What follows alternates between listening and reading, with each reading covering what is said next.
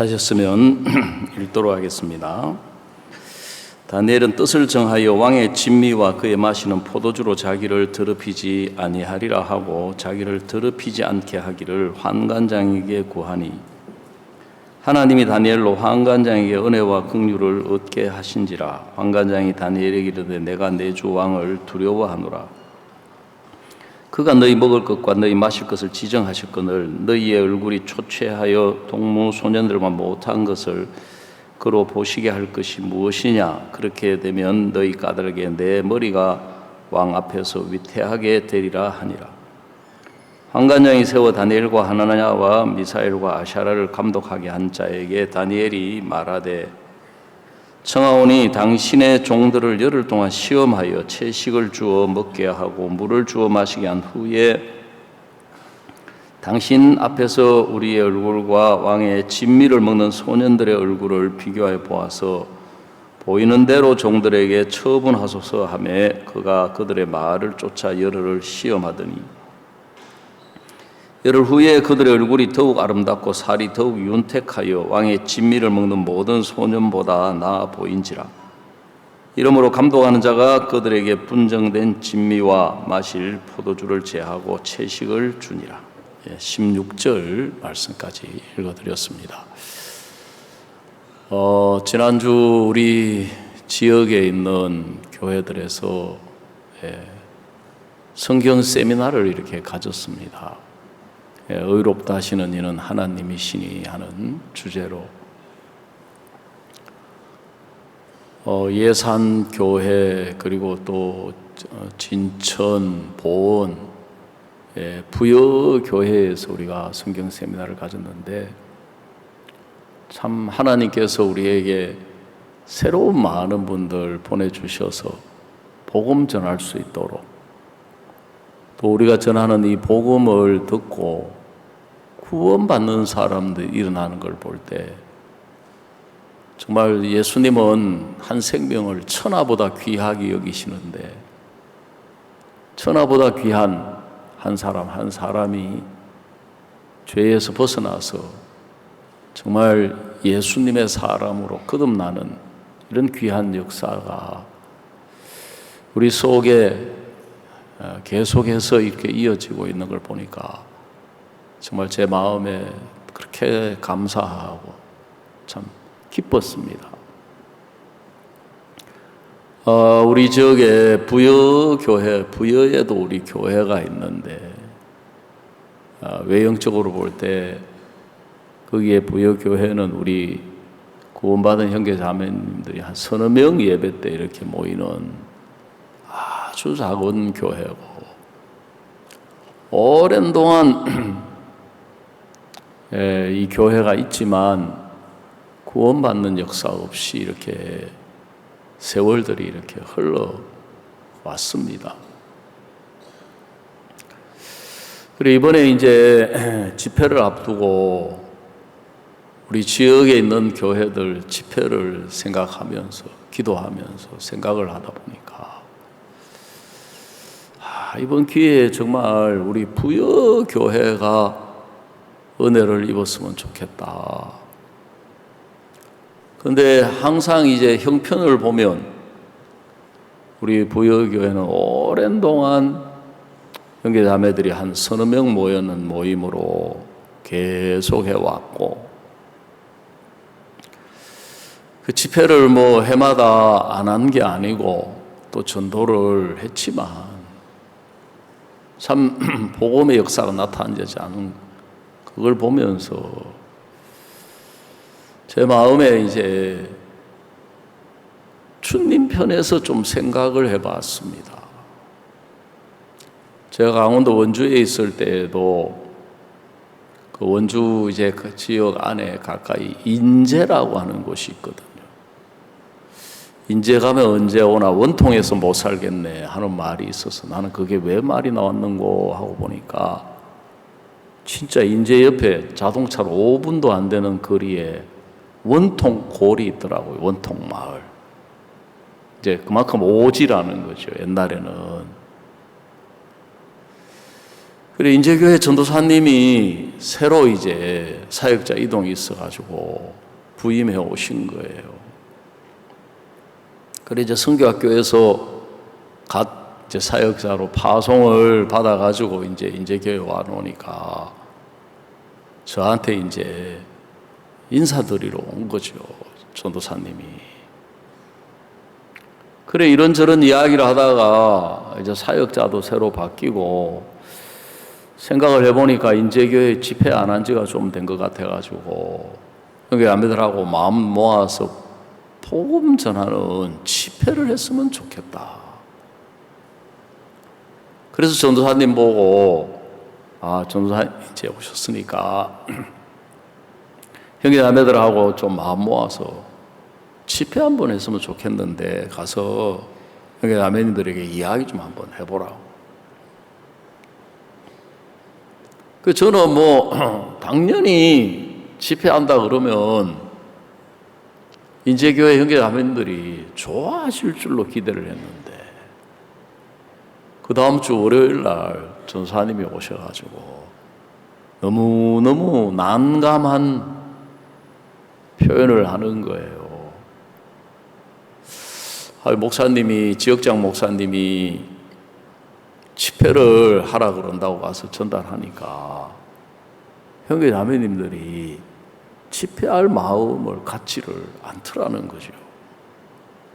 그래 왜 그러냐 하고 물어보니까 인제교회가 개척이 되고 난 뒤에 해마다 집회를 그때 한 5년 차 되는 쯤 같은데 해왔는데 집회를 통해서 구원을 받아가지고 교회에 연결된 사람이 한 명도 없다는 거예요.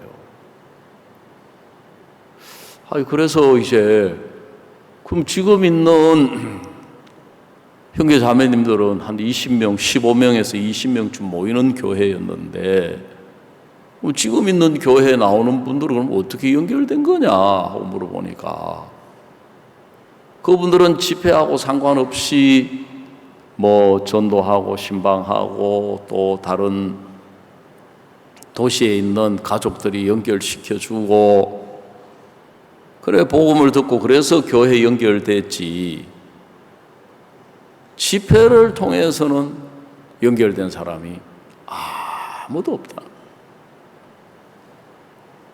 그 이야기를 들으니까 제가 참 진짜 그렇구나. 참 그렇게 또 생각을 할 만하다. 이제 이렇게 생각을 하고 돌려보냈어요. 그래 이제 제가 생각을 해보니까 이게 어떤 하나님의 마음이 아니고 사탄이 항상 형편을 보여줘가지고 그게 이제 계속해서 반복되고 똑같은 현상이 이제 반복되면 그게 우리 마음에 자리를 잡는 거예요. 그래서 이제 우리가 집회해도 소용없어 이제 이런 결론이 나오는 거죠. 이 마음이 인제교회 형제자매들 마음에 자리를 잡았구나. 이게 하나님이 넣어주셨거나 하나님이 세워주신 마음이 아니잖아요. 이 사탄이 이렇게 불신을 심었구나. 사탄이 불신을 심었다면 하나님은 그 사탄이 심은 그 불신을 무너뜨리기를 원하시고 그 하나님의 마음을 세우고 싶어 하시겠다. 그래가지고 이제 제가 전도사님이 이제 처음 이제 성교학교에서 안 오니까 매주마다 월요일은 꼭 찾아와요. 그래서 이제 제가 이야기를 했습니다. 전도사님, 우리 마음 정하고 집회합시다. 이왕 집회하는 거 이제 교회에서 하지 말고 외부의 장소 얻어가지고 크게 한번 합시다. 그리고 서울에서 진짜 복음 잘 전하는 내가 강사님 모시고 오겠다고 집회하자. 그래 이제 전도사님이 딱 이제 힘을 얻으셔가지고 인제문화원이라고 하는 장소를 500석 되는 큰 장소를 얻은 거예요. 그리고 이제 또 우리 이제 이웃에 있는 교회들에서 우리 그때 원주 교회도 가서 전도하고 초청하고 그러니까 막 인제 문화원에 사람들이 그 당시에 한 100여 명, 우리 형제 자매님들 막 사방에 한 300여 명짜리가 가득해가지고 새로운 사람들만 한 5, 60명이 오셔가지고 복음을 들은 거예요. 그래가지고 10명 가까이 연결이 됐어요.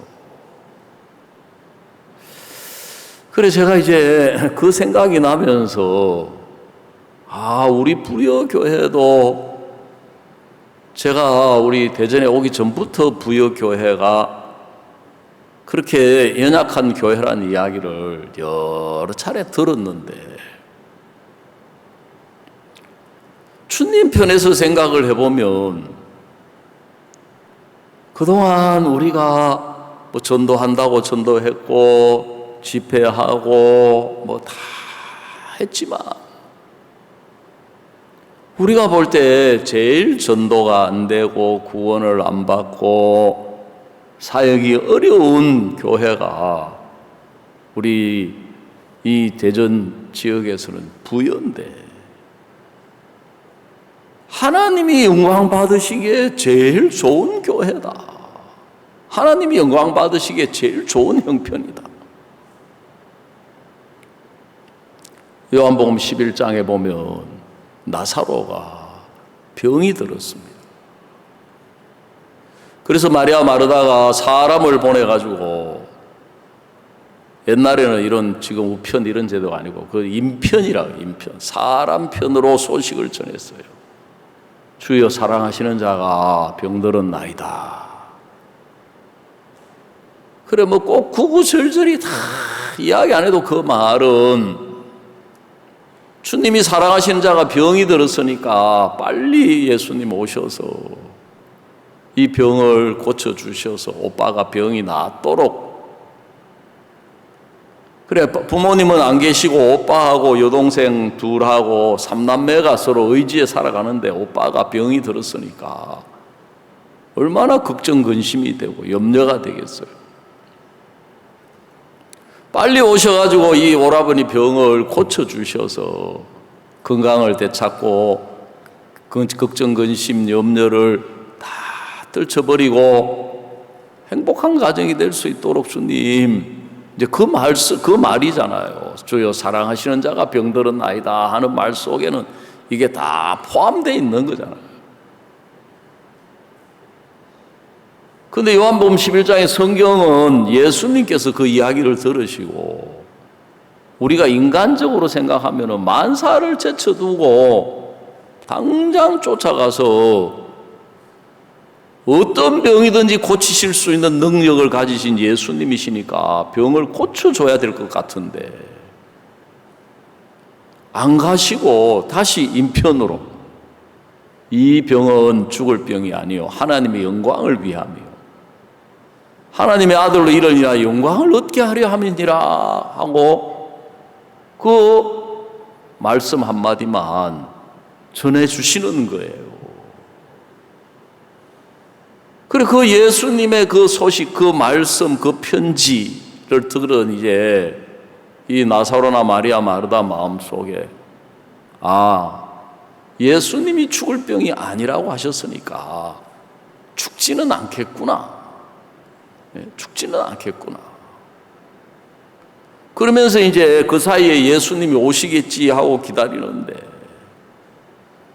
예수님은 거기에 이틀을 더 유하시고 그러는 동안에 오빠가 병이 점점 심해져 가지고 죽었어요. 그리고 이제 3일이 지나가지고 장례를 치르고 무덤에 넣고 난 지 4일째 되는 날 예수님이 도착을 하시는 거예요. 그러니까 이제 오빠가 건강했을 때가 있고 병들었을 때가 있고 죽었고 이제 죽은 지 나흘이 되어서 썩어서 냄새가 나는 그때 예수님이 나타나시니까 이 마리아 마르다의 마음에 그 예수님이 너무너무 원망스러운 거예요. 그 만나자마자 주님이 여기 계셨다면 내 오라버니가 죽지 않았을 겁니다. 마리아도 예수님이 여기 계셨으면 내 오라비가 죽지 않았을 겁니다. 그런데 예수님은 무덤에 가셔가지고 돌을 옮겨 놓으라 그러십니다. 그러니까 이제 또 마르다가 주여 죽은 지 나흘이 되었으면 썩어서 냄새 납니다. 그 말은 무슨 뜻이에요? 죽어서 썩어서 다 냄새 나는 그 시체 그거 돌문 열어서 뭐 하려고 보시려고 하느냐? 죽고 난 뒤에 와가지고 그게 무슨 소용이 있느냐? 그 말이잖아요. 예수님 편에서는 계속해서 네 오라비가 살리라. 네 오라비가 살리라. 그런데 마리아 마르다의 마음 안에 있는 나사로는 죽었어요. 건강할 때는 건강한 나사로였는데 병들으니까 병든 나사로가 되고 죽으니까 죽은 나사로가 되고 나흘 돼서 썩으니까 이제 죽어서 썩은 오빠가 마리아 마르다의 마음 안에 자리를 잡고 있는 거죠. 그런데 예수님은 계속해서 네 오라비가 살리라, 네 오라비가 살리라. 그 예수님 마음 안에 있는 나사로는 안 죽었어요. 예수님 마음 안에는 나사로가 살아있는 거예요. 그래서 예수님 말씀은 예수님의 마음이거든요. 네 오라비가 산다, 안 죽었다, 죽은 것 같지만 죽어서 끝이 아니다. 그 썩어서 냄새 나는 나사로가 부활이요 생명이신 예수님이 나타나셔서 일을 하셔서 역사하셔서 하나님이 영광을 받으시고 예수님이 영광을 받으시기에 예수님 편에서는 그게 제일 좋은 조건인 거예요.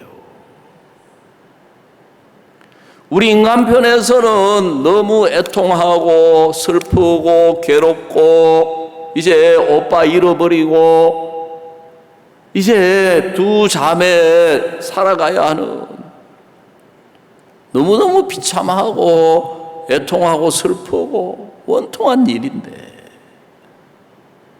예수님 편에서는 부활이요 생명이신 예수님을 나타내는 가장 좋은 조건이라는 거예요.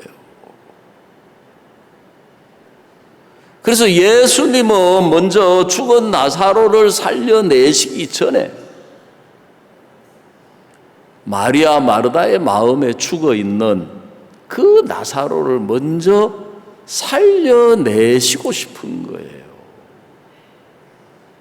그래서 네 오라비가 살리라. 나는 부활이요 생명이니 나를 믿는 자는 죽어도 살겠고 무릇 살아서 나를 믿는 자는 영원히 죽음을 맛보지 아니하리니 이것을 네가 믿느냐. 그것도 마리다가 뭐라 그래요? 주여 믿나이다. 마지막 부활 때는 살겠지요. 그 성경을 우리가 읽어보면 제가 자주 이야기 드리지만 우리는 형편 속에 예수님이 일을 해 주시기를 바라는데 예수님은 먼저 우리 마음의 일을 하시기를 원하시는 분인 거예요. 그래서 이제 그 마리아 마르다의 마음 속에 있는 그 죽었다고 하는 그 오빠의 마음을 버려야,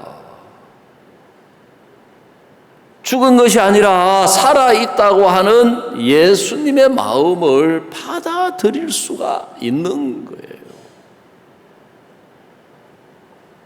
근데 끝까지 자기가 보고 자기가 있는 그 들어와 있는 그 형편을 버리지를 못하는 것을 성경은 고집이라고 이야기하는 거예요. 고집. 그래서 로마서 2장에 보면 다만 내 고집과 회개치 아니함으로 그날에 임할 진노를 내게 쌓는도다 그랬어요.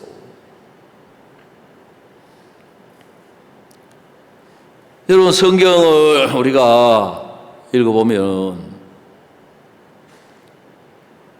분명히 나사로가 죽었는데 예수님은 살았다는 거예요. 그래서 제가 부여교회를 생각을 하면서 그 우리가 볼 때 가장 지금 죽어 있는 교회, 우리가 볼 때 가장 연약해 보이고 역사도 없고 열매도 안 나타나는 교회. 그런데 예수님 편에서 보시면 예수님이 영광 받으시기에 우리 충청 지역에 있는, 대전 충청 지역에 있는 교회 중에 예수님 영광 받기 제일 좋은 교회다. 그래서 제가 집회하기 한 주 전에 우리 부인들이 전도하러 간다 그래서 제가 갔습니다. 가가지고 이야기를 했어요. 요한복음 11장을 가지고 쭉 이야기를 했어요. 너무 감사하게도 우리 부여 목사님 이름이 김영이에요. 김영. 그래서 내가 김영 목사님 볼 때마다 육체는 없고 영만 있는 목사님, 김영 목사님하고 제가 놀리거든요. 제일 신령한 목사님이잖아요. 왜요? 육체가 없고 영밖에 없으니까 제일 신령하잖아요. 그래가지고 아이고 육체는 없고 이름은 제일 신령한 목사님인데 하고 제가 놀리는데, 그래 부여 목사님 마음에 표현은 안 했지만 집회가 돌아오니까 그냥 집회가 되는 게 아니잖아요. 초청도 해야 되고 전단지도 만들어야 되고 또 강사가 오면은 또 식사도 해야 되고 잠도 자야 되고, 형편이 오랜 동안 지속되면 누구든지 그 마음에 아이고 집회 한번 뭐하노, 해봤자 뭐 전도 한번 뭐하노, 해봤자 뭐. 근데 이제 전도사님이 딱 마음을 바꾸시는 거예요. 아, 하나님이 영광 받으시기에 제일 좋은 조건이구나. 그래 이번에 집회를 했는데 새로운 사람이 10명이나 오셨대요. 10명이나. 그 중에 5명이 구원을 받아가지고 교회 연결이 된 거예요. 그리고 몇 명 모이냐 물으니까는 저는 3명 모인 줄 알았는데 4명 모인다 하더라고요. 아유 많이 모이네. 그 4명 모이는데 5명 구원받아 연결됐으니까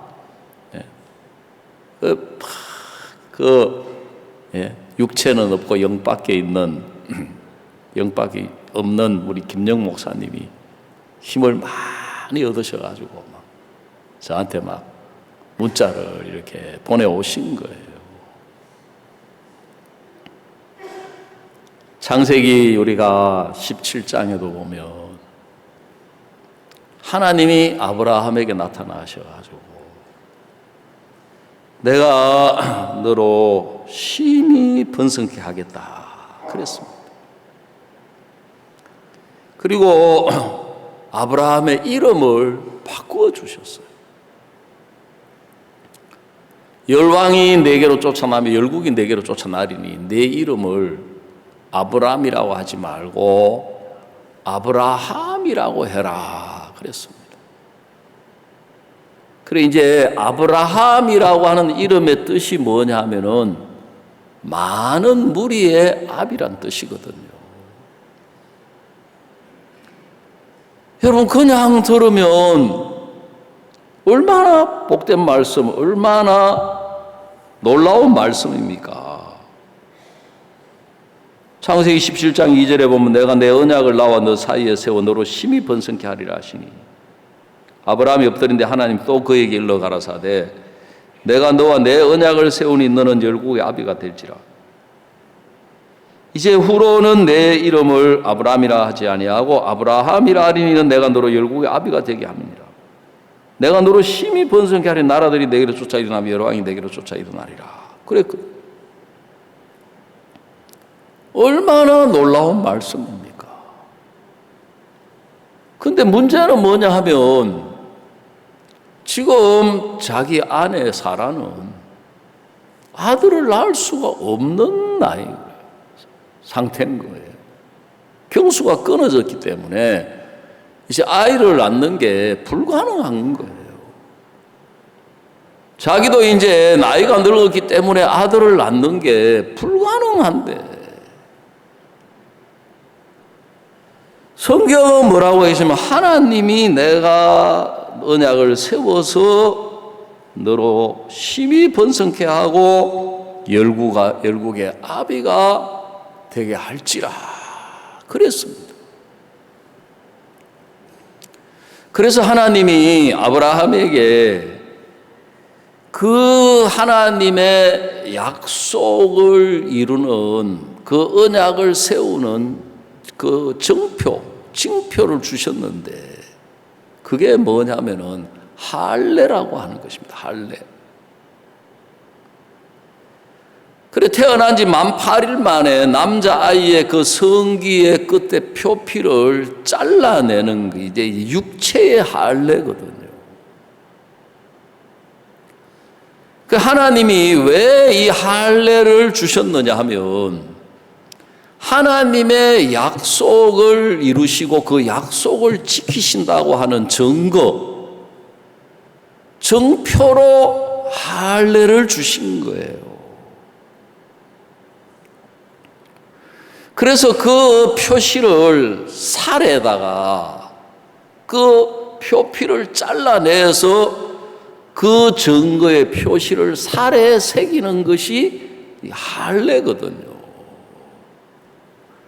그래서 그 할례는 뭐냐 하면은 하나님이 아브라함은 아들을 낳는 게 불가능하고 사라도 아들을 낳는 게 불가능하지만 하나님이 아들을 주셨다고 약속하셨고 그 증표로 주신 게 할례다. 그래서 그걸 이제 할례의 언약이라고 이야기를 하는 거예요. 우리가 성경에 보면 창세기 6장에 노아가 방주를 지었고 방주를 짓고 나니까 홍수가 이 땅에 내려가지고 40일 동안 온 천하에 물이 덮이면서 온 세상이 전부 멸망했습니다. 그리고 이제 홍수가 끝난 뒤에 하나님이 그 방주를 열고 이제 나와가지고 이제 하나님이 노아가 이제 하나님 앞에 제사를 드리고 그 연기를 험량하시면서 뭐라고 말씀하셨느냐 하면 내가 다시는 이 세상을 물로 심판하지 않겠다. 그러면서 그 방주 앞밖에 나온 그 모든 짐승이며 새들이며 모든 것들과 노아와 그 식구들과 사이에 이 세상을 다시는 물로 심판하지 않겠다는 그 표시를 주셨는데 그게 바로 무지개라는 것입니다. 왜냐하면 여러분 상상을 한번 해보십시오. 방주 밖에 나와 보니까 온 세상에 있는 모든 것들이 다 죽었습니다. 모든 짐승, 모든 사람, 모든 것들이 죽었기 때문에. 그걸 본 노아나 이 식구들의 마음 안에 홍수에 대한 큰 두려움이 있는 거예요. 이제 날만 흐리고 비만 올 것 같으면은, 야, 또 이 세상을 물로 다시 덮어서 멸망시키는 거 아니야. 그 하나님은 방주에서 나온 노아와 그 온 짐승들이 이제 홍수의 심판의 두려움에서 벗어나서 그들이 마음의 심판의 그 두려움에서 벗어나서 자유롭게 살아가도록 하시려고 그 정표로 이 세상을 다시는 물로 심판하지 않는다. 다시는 온 세상을 덮는 홍수가 없을 것이다. 그 하나님의 약속에 대한 정표로 주신 것이 무지개라는 거예요. 그래서 하나님은 아브라함에게도 할례의 그 증표를 주셔서 이제 그 표피를 잘라내는데 그걸 육체의 할례라고 이야기를 하는데, 지금 이 시대의 신약에 와서 예수 그리스도 안에서 하나님이 우리에게 주시는 할례는 마음의 할례라는 것입니다. 그래서 로마서 2장에 보면 대체 표면적 유대인이 아니며 이면적 유대인이 유대인이고, 표면적 육신의 할례가 아니요 할례는 마음의 할지니 그랬습니다. 그래서 이제 예수님의 말씀을 받아들이려면, 하나님의 말씀을 우리가 받아들이려면 우리 마음에 그냥 받아들여지는 게 아니고, 그냥 내가 믿으려고 한다고 믿어지는 게 아니라, 먼저 내가 가지고 있는 인간적으로 보고 듣고 생각하는 그 내 마음이라고 하는 게 있어요. 내 마음이라고 하는 게. 앞에서 이야기 드린 것처럼 마리아 마르다의 마음 안에 들어와 있는 죽은 나사로, 그 죽은 나사로가 마음에서 버려져야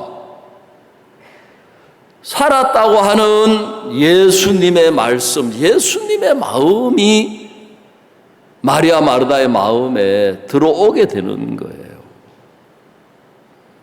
근데 이제 그 요한복음 11장을 읽어보면 예수님이 너무너무, 성경을 읽어보면은 통분히 여기시네요.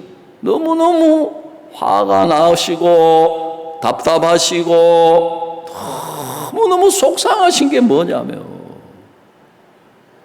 예수님이 아무리 네 오라비가 살리라 하고 이야기를 해도 그 말씀이 들어가지를 않는 거예요. 왜냐하면 죽었잖아요. 장사 지냈잖아요. 썩었잖아요. 만약에 예수님이 그렇게 이야기하셨을 때, 아, 예수님이 나는 부활이요 생명이다. 그래서 죽어도 내가 부활하기 때문에 살려낸다. 그 마리아 마르다는 병을 고칠 수 있는 예수님은 믿었지만 죽은 자를 살려내는 예수님을 믿지는 못하는 거예요. 왜? 지금까지 누구도 죽었다가 살아난 적이 없기 때문에. 그러니까 예수님의 말씀을 받아들이지를 못합니다. 만약에 마리아 마르다가 예수님의 그 말씀을 받아들였다면, 아, 그래요, 예수님, 너의 오라비가 살았습니까? 아, 예수님 마음에는 살아있구나. 그래, 예수님 마음에 살아있으면 살은 거야. 아, 우리 오빠가 살았구나. 그 마음이 들어와 보세요. 얼마나 예수님이 오신 게 기쁘고 감사하고 무덤에 가자. 이제 드디어 살리려고 하는구나. 무덤에 가자. 예수님과 함께 무덤으로 가는 그 걸음이 얼마나 기쁘고 얼마나 즐겁고 얼마나 행복하고, 돌을 옮겨 놓으라 그랬을 때 뭐라고 했겠습니까? 그렇지, 이제 돌을 옮겨 놔야지. 그래, 우리 오빠가 살았는데 돌을 옮겨 놓아야지. 이제 이 마음이라는 게 그렇게 흘러가도록 돼 있거든요. 근데 예수님이 아무리 이야기를 해도 요지부동 죽었잖아요. 썩었잖아요. 이제 와가지고 가면 뭐해요? 그러니까 이제 인간적으로 이해하는 거죠. 그래도 죽었으니까 조문은 해야지. 여러분, 예수님이 지금 조문하러 가십니까? 살려내러 가십니까? 살려내러 가고 있는데, 따라는 가요. 몸은 따라가는데 마음은 다른 거예요, 예수님하고. 그러니까 이제 돌을 옮겨 놓으라. 주여, 죽은 지 나흘인 냄새가 납니다. 썩어서 냄새 나는데 돌은 왜 옮겨 놓지? 그걸 보고 진짜 이해가 안 가네, 그러는 거예요. 예? 우리가 하나님의 말씀을 내 생각을 가지고 있으면서, 내 판단을 가지고 있으면서, 내 마음을 가지고 있으면서 하나님의 말씀을 듣기 때문에 이해가 안 가는 거예요. 이해가 가려면 12월 31일이 돼야 돼. 그래야 이해가 가고 이제 다음에 가고. 저도 제가 신앙생활 하면서 저도 내가 보는 걸 믿었기 때문에, 내가 내 생각을 믿었기 때문에, 내가 내 마음을 믿었기 때문에 내 생각에 이해가 가고 내 판단에 이해가 가고 그런 것들은 다 받아들여 아무 문제가 없어요. 근데 내 생각에 이해가 안 가는 어려움을 만나고 문제를 만나고 형편을 만나고 그랬을 때는 왜 내게 이런 어려움이 오지? 왜 내게 이런 문제가 닥치지? 왜 내게 이런 형편이 오지? 왜 내게 이런 일들이 오지? 제일 먼저 그 생각이 일어나는 거예요. 그러면서 뒤에 어떤 생각이 따라와요? 이해가 안 간다, 이해가. 근데 하나님은 내 마음이 거짓된 마음이라는 것을 보여주시고, 내가 내 생각이 틀렸다는 걸 보여주시고, 내가 내 눈으로 보는 게 불신이라고 하는 것을 가르쳐 주시니까, 내가 본다고 이게 보는 게 아니구나. 내가 이게 알고 있는 게 이게 다가 아니구나. 이게 나는 절대, 여러분, 인간 자체가 완벽하지 않아요. 인간에게는 완벽한 자체가 완벽한 게 없어요. 정확하지 않아요. 정확한 게 없어요, 인간에게는. 그래서 그냥 우리 눈으로 보는 게 다르고 만원경으로 보는 게 다르고 현미경으로 보는 게 다른 거예요. 그 성경에 하나님은 보이지 않지만 살아계시는 분이신데, 예수님은 살아계시는 분입니다. 예수님이 보시는 게 다르고 생각하시는 게 다르고 우리가 가진 마음하고 예수님 마음하고 달라요. 똑같은 문제, 똑같은 형편, 똑같은 일들을 놓고. 그래서 하나님은 먼저 우리 형편의 일을 하시기 전에 우리 마음의 일을 하셔서 우리 마음에 있는 내 인간적이고 육신적이고 내가 보고 내가 듣고 내가 생각하고 내가 판단해서 가지고 있는 이 마음을 버리라는 거예요. 버리도록 하시는 거예요. 그게 마음의 할례다. 그 성경에 보면 옷을 찢지 말고 마음을 찢고, 옷을 찢지 말고 마음. 그 옷이 새 옷이면 버릴 수가 없잖아요. 근데 옷을 찢으면 못 쓰게 되니까 그걸 버릴 수 있는 것처럼, 그래서 하나님은 우리 마음을 찢는 일을 하시는 거예요. 우리 마음이 상하는 거예요. 그래서 하나님은 상한 심령과 통회하는 마음을 멸시치 아니하신다. 세상은 틀린 걸 보면 아이고 저 틀려가지고 틀렸구나 하고 손가락질하고, 잘못된 걸 보면 아이고 저 잘못됐구나 하고, 또 범죄하면은 범죄했다고 정죄하고. 왜 그렇게 되느냐 하면 세상은 자기가 기준이 돼가지고 자기가 괜찮다고 생각해요. 자기는 잘한다고 생각해요. 자기는 옳다고 생각해요. 다 자기는 잘했다고 생각을 해요. 여러분, 그 생각 자체가 왜 우리가 근본 부족한 사람이에요. 완벽한 사람이 아니에요. 사람 자체가 부족하고 이 연약에 쌓여 있단 말이에요. 이 육체라는 자체가 연약에 쌓여 있거든요. 그런데 우리가 이 육체 안에 연약한 이게 얼마나 막 병이 찾아오기도 하고, 이 육체를 가지고 사니까 고달프고 힘들고, 그 속에 있으면서 내가 잘한다, 내가 선하다, 내가 옳다. 여러분, 그러면은 하나님의 마음을 받아들이기가 너무너무 어려운 거예요. 그래서 하나님은 우리에게 이 일을 하시기 전에 먼저 우리 마음을 하나님 편에 세우시는 일을 하시는 거예요.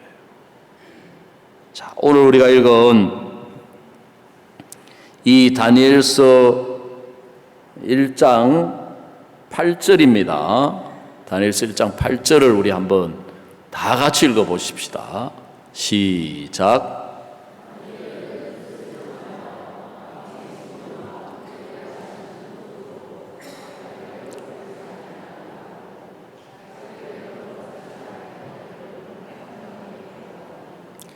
예, 지금 이 다니엘은 이제 나라가 망하면서 바벨론에 포로로 잡혀와 있는 포로의 신세인데, 이제 그 포로들 중에서 이제 뛰어난 사람들을 뽑아가지고 그 왕을 섬기는 사람, 내시를 뽑는데 이 다니엘이 거기에 뽑힌 거예요.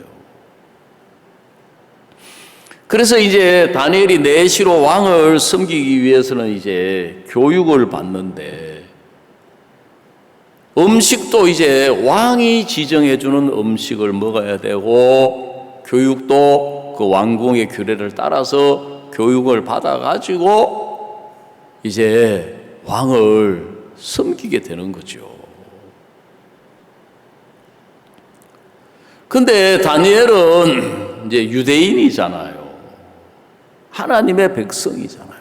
하나님의 사람이기 때문에 율법 시대에는 모든 이 땅에 있는 짐승이 정한 짐승과 부정한 짐승, 공중의 새도 정한 새와 부정한 새, 물고기도 정한 물고기, 부정한 물고기, 또 땅에 기는 것도 정한 곤충과 부정한, 전부 다 정한 것과 부정한 것을 나누어서 이제 율법을 따라 정한 음식만 먹고 살아온 거예요. 근데 그 나라가 망하고 포로로 잡혀와서 왕궁에서 이제 이 훈련을 받고 교육을 받아야 되는데, 제일 먼저 부딪힌 문제가 뭐냐면은 이 음식이라는 거예요. 음식. 이 바벨론 왕궁에서 주는 음식은 그런 거하고 전혀 다르게 부정한 짐승, 부정한 새, 부정한 물고기, 부정한 곤충,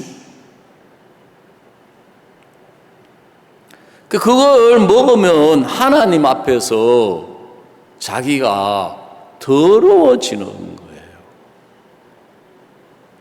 그런데 성경을 읽어보면 8절에 다니엘은 뜻을 정하여 왕의 진미와 그의 마시는 포도주로 자기를 더럽히지 아니하리라 하고, 자기를 더럽히지 않게 하기를 환관장에게 구하니 그랬어요. 우리는 환관장에게 구해가지고 환관장이 내 이야기를 들어주면, 그러면 내가 이 부정한 음식을 안 먹어야 되겠다. 우리는 순서가 그렇잖아요. 그런데 신앙은 그게 아니고 순서가 먼저 뜻을 정하고 그 다음에 그걸 구하는 거예요. 여러분, 사람의 마음은 바다 물결 같아서 물체가 아니기 때문에 늘 변하는 거예요. 움직이는 거예요. 사람이 거짓되다 하는 것은 거짓말만 한다는 뜻도 있지만, 거짓말한다는 뜻도 있지만, 사람의 마음은 형편을 따라서, 조건을 따라서, 생각을 따라서 마음이 변하는 거예요. 그렇기 때문에 하나님은 우리가 그냥 형편을 따라서 이 마음 상태로 우리가 흘러가기를 원치 아니하시고, 우리 마음이 하나님 편에서 정해지기를 원하시는 거예요. 그래서 제가 근간에 결혼을 시키는 걸 이렇게 보고 또 조금 옆에서 챙기고 하는데, 제일 사실은 이런 조건, 저런 조건, 이런 형편, 저런 형편이 문제가 되는 것 같은데, 마음을 정하지 않고 나오는 사람은 이게 이 성사가 참 어려워요. 근데 하나님의 뜻을 따르고자 해서 마음을 정하고 오면 너무너무 일이 쉽게 풀리는 거예요. 그래서 제가 강남에 있으면서 진짜 결혼을 얼마나 많이 시키는지 몰라요. 왜냐하면 목사님이 제가 코로나 끝난 뒤에 강남에 갔을 때 저보고 하시는 말씀이, 야, 코로나 시대에 우리가 결혼을 너무 많이 못 시켰다. 매일 일주일에 3쌍씩 결혼하자. 어이구 주여, 예? 이 결혼이라는 게 그냥 이렇게 되는 게 아니잖아요. 내가 그 청년들을 알아야 되고, 근데 이제 이 교회 청년들을 알아가려면은 최소한 내가 청년회만 맡아도 지금 몇 달 걸릴 건데 6개월, 1년 걸리는 그런 생각이 이제 오는 거죠. 그러니까 못 받죠, 그대로. 그런데 결혼에 대해서 생각을 해봤어요. 물론 알고 있는 거지만 다시금 하나하나 찾아가지고. 그래서 성경의 결혼은 하나님이 남자를 창조하시고 독처하는 게 좋지 못해서 여자를 만들어서 데리고 오니 남자가 그 여자를 보면서 이는 뼈 중에 뼈, 살 중에 살이라. 성경 이름으로 남자가 부모를 떠나 여자와 한 몸을 이룰지로다. 예수님도 결혼에 대해서 말씀하시기를 하나님이 합하여 준 것이다. 그래서 사람이 나눌 수가 없다. 이제 둘이 아니요 하나다. 아, 이 결혼도 다 하나님으로 되는 거구나. 그래가지고 이제 저는 모르지만 먼저 있었던 백민기 목사님 부부, 안담은 목사님 부부, 이런 분들은 저는 왔다 갔다 강남 몇 차례 했지만 이분들은 계속 이제 있는, 군대로 말하면 말뚝이잖아요. 그래 우리가 모여가지고 기도하면서 그걸 꺼내놓고 이제 이렇게 결혼을 했습니다. 진짜 결혼이 물 흐르듯이 순조롭게 잘 되는 거예요.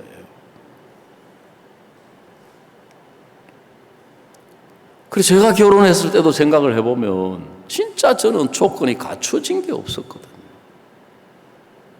그런데 목사님이 결혼하라고 이야기하셨을 때 내가 결혼해야겠다 하고 딱 마음을 먹고 시작하니까 모든 길이 그쪽으로 다 열리는 거예요. 근데 우리는 결혼뿐만 아니라 모든 것들을 하나님께 구해요. 그 구하는 거 돼가지고 이제 그 형편이 되는 걸 봐가면서 하려고 해요. 여러분, 하나님이 먼저 우리 마음을 하나님 편에 정하게 하시는 거예요. 제가 86년도에 경북 안동을 개척해가지고 사역을 할 때 복음을 전해도 연결도 안 되고 구원받는 역사도 안 일어나고 그러니까 제 마음이 점점 어려워지는 거예요. 그 생각이 어떻게 흘러가느냐 하면 야, 내가 이렇게 복음 전해도 구원받는 열매가 없는 걸 보니까 내가 은사가 없는가 보다 생각이 그렇게 흘러가는 거예요. 그 생각이 그렇게 흘러가니까 이제 너무너무 괴로워지는 거예요. 이 형편도 어려운 데다가. 그럼 내가 하나님이 주신 복음 전도자의 은사가 없는데 내가 이 복음 전도자의 길을 계속 할 수 있겠나? 그 내가 은사가 있는지 없는지 지금 같으면 목사님께 물어보면 되고 하나님께 물어보면 되는데 저는 내가 은사가 있는지 없는지를 형편을 통해서 보려고 하니까 아무리 봐도 은사가 없는 거예요, 제가. 그래도 다행인 게 이제 이걸 그만두려고 하니까 너무 멀리 온 거예요. 직장 그만뒀지요. 부모님 반대 무릅썼지요. 성교학교 1년 훈련 받았지요. 이제 전도사가 돼가지고 벌써 한 6개월, 8개월 가까이 지금 돼가지요. 야, 진짜 뒤로 돌아갈 수도 없고 앞으로 나갈 수도 없고 내가 이 문제부터 정리해야 돼요. 은사가 있는지 없는지 알아봐야 돼요. 어디에서 알아볼 수 있습니까? 성경을 펴야 돼요. 말씀 속에서. 그래서 성경을 쭉 읽어보니까 로마서 8장에 자기 아들을 아끼지 아니하시고 우리 모든 사람을 위하여 내어주시니까 어찌 그 아들과 함께 모든 것을 은사로 주지 아니하시겠느냐. 그때 내가 은사가 없는 게 아니고 내가 믿음이 없었구나. 하나님은 이미 모든 것을 은사로 주셨는데 내가 믿음이 없었구나. 우리 성경 야고보서 한 군데 찾아보겠습니다.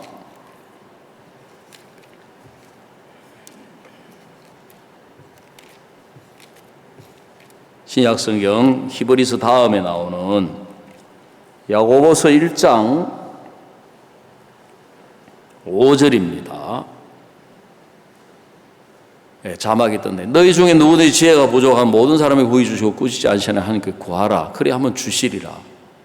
자, 6절. 오직 믿음으로 구하고 조금도 의심하지 말라. 의심하는 자는 마치 바람에 밀려 요동하는 바닷물길 같으니. 7절. 이런 사람은 무엇이든지 주께 얻기를 생각하지 말라. 자, 8절을 한번 다 같이 읽어보십시다. 시작. 두 마음을 품어 모든 일에 정함이 없는 자로다. 그리고 형편과 말씀 사이에서 내 생각과 말씀 사이에서 내 마음과 하나님의 마음 사이에서 왔다 갔다 하는 거예요. 그리고 우리 마음 안에서 어느 한쪽으로 이게 딱 정해져야 되는데 사탄은 갈등을 주는 거예요. 갈등이라고 하는 뜻 자체가 뭐냐면은 칡갈자의 등나무 등자인데, 이 칡도 그렇고 등나무도 이게 감고 올라가는 덩굴 식물인데 감는 방향이 서로 반대예요. 그 두 가지 서로 다른 생각, 두 가지 서로 다른 마음, 두 가지 서로 다른 것이 우리 마음 속에서 싸우는 거예요. 그러니까 우리 마음이 어느 쪽으로 결정되느냐에 따라서 전혀 다른 세계가 펼쳐지는 거예요. 우리 마음이 하나님 편의 말씀 편으로 정해지며, 우리 마음이 하나님 편으로 정해진 길이 열리기 시작해요. 우리 마음이 형편을 따라가게 되면 계속해서 형편에 끌려가게 되는 거예요. 그래서 우리가 예배를 참석하는 것이나 물질을 주님 앞에 드리는 것이나 11조를 드리는 것이나 성경을 읽는 것이나 모든 부분들이 마음에 정함이 없으면 형편을 따라서 끌려가게 되는 거예요. 마음에 정함이 없는 사람들이 생각에 끌려가게 되는 거예요. 그래서 두 가지가 서로 싸우기 때문에 혼돈이 오는 거예요. 이거 이해가 안 간다. 이해가 가야 되는 게 아니고 내 마음이 어느 편으로 정해져야 그게 이해가 가도록 돼 있어요. 하나님 편으로 마음이 정해져야 하나님이 길을 열어 가시는 거예요. 그 앞에도 말씀드렸지만 마리아 마르다가 예수님이 죽고 난 뒤에 오신 것도 이해가 안 가고, 죽고 난 뒤에 무덤에 가자는 것도 이해가 안 가요. 돌을 옮겨 놓으라는 것도 이해가 안 가요. 왜요? 마음이 자기 편에 딱 서 있는 거예요. 자기 편에. 그러니까 원망이 나오는 거예요. 그러니까 불신이 나오는 거예요. 여러분, 우리 마음이 자기 편에 딱 서 있으면 이해할 수 없는 일을 만나거나 문제를 만나거나 어려움을 만나면 원망이 나와요. 원망. 불신이 나오는 거예요. 마태복음 20장에 나오는 포도원 품꾼들의 비유도 보면 이 사람들이 포도원에 들어가가지고 일은 했어요. 그런데 마음이 자기 편에 있는 거예요. 그런데 1시간 일한 사람한테 한 데나리온을 주니까 딱 자기 생각이 나오는 거예요. 야, 저 1시간 일했는데 한 데나리온 주는 거 보니까 이제 나는 3시간 일했으니까 더 주겠지. 나는 5시간 일했으니까, 나는 8시간 일했으니까. 그 자기 편에서 볼 때는 이제 주인이 1시간 일한 사람이나 3시간 일한 사람이나 5시간 일한 8시간 일하면 똑같이 한 데나리온 주니까 이해가 안 가는 거죠. 주인이 하는 게 부당한 거예요. 그 주인 편에서 한 데나리온은 약속으로 주는 것이고 주인 편에서 한 데나리온은 은혜로 주는 것인데 이 사람들은 자기 편에 서 있으니까 대가로 받는 게 되는 거예요.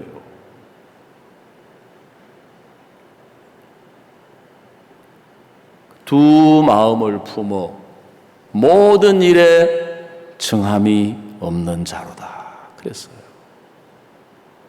그 사람들이 예수님이 십자가에 피 흘려 죽으시면서 우리 죄를 가져가셨다 하는 걸 알아요. 모르는 게 아니에요.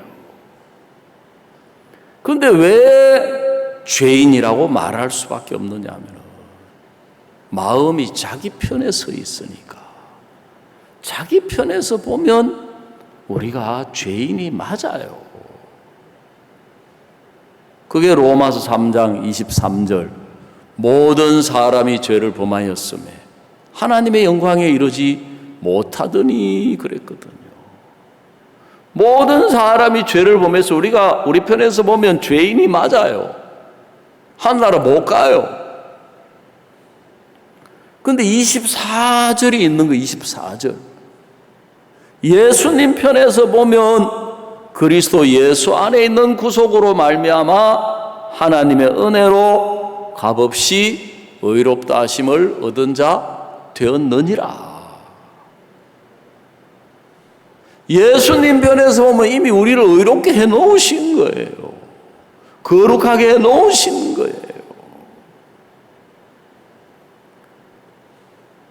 그래 제가 안동에서 내가 은사가 없었던 게 아니고 믿음이 없었구나 하니까 딱 마음이 주님 편에 정해지는 거예요. 사탄은 흔들어요. 계속 왜 흔들리고 있느냐 하면 마음이 주님 편에 정해져 있지 않기 때문에 사탄이 시험을 주고 흔드니까 흔들리는 거예요. 형편에 흔들리고 자기 감정에 흔들리고 자기 생각에 흔들리고 그러면서 뭐라 그러냐면은 주님이 내 기도를 안 들으신다. 주님이 나를 안 도우신다. 주님이 역사를 안 하신다. 여러분 사라도 원래 이름은 사례였습니다. 그 마음이 자기 편에 있으니까 아무리 기다려도 아들이 안 나와요.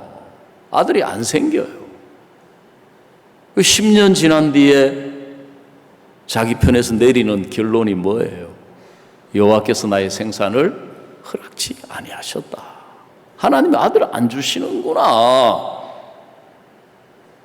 근데 하나님은 계속 아브라함과 사라의 마음을 하나님 편으로, 약속 편으로, 말씀 편으로 데려오려고. 그래서 그 할례의 표식을 줘가지고 그 할례의 표를 볼 때마다 하나님은 약속을 지키시는 분이다. 인간적으로 불가능해도 하나님은 아들을 낳게 하는 분이다. 인간적으로 경수가 끊어져도 하나님은 아들을 낳게 하는 분이다. 아브라함의 마음에 그 마음이 약속에 딱 세워지실 때까지 하나님이 그 마음을 이끌어서 그 할례의 표를 주셔서 그걸 볼 때마다 하나님은 틀림없이 약속을 이루시는 분이다. 경수가 끊어져도 아들을 낳는다. 내가 99세가 돼서 100세가 돼도 아들을 낳는다. 그 제 마음에 내가 은사가 없었던 게 아니고 믿음이 없었구나. 딱 마음이 정해지는 거예요. 너무너무 신기하고 그때부터 하나님이 일을 하시는 거예요. 한 사람 한 사람 하나님이 만나게 해주시고 복음을 전해가지고 구원을 확신하고 그러면서 또 우리 교회로 나올 수 있도록 하나님이 이끌어 주시고 그래서 신앙은 하나님 앞에서 생각을 해서 마음에서 결정을 해야 돼요. 그래 한 번은 그때 안동에 이제 우리 식구 다 해봤자 한 10명, 10명 되는데 형제가 저한테 찾아와가지고 목사님, 전도사였죠. 전도사님, 제가 옛날에 다녔던 그 내비게이터 선교회에서 저를 오라고 합니다. 돌아가야 되겠습니다. 진짜 막 하늘이 무너지는 거예요.